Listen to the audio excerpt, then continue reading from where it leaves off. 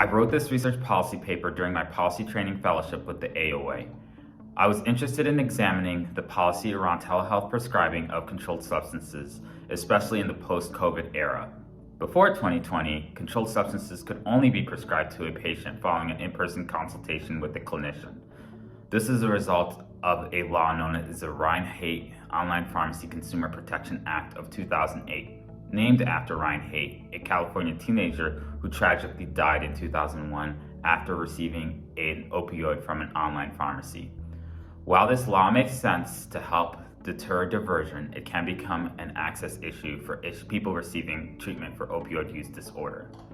In the field of addiction, the COVID pandemic saw the removal of these restrictions on in-person visits, allowing clinicians to prescribe controlled substances after a telemedicine visit, a practice prohibited since the Ryan-Haight Act.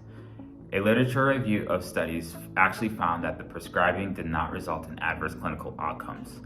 In fact, some studies found that adherence would be increased.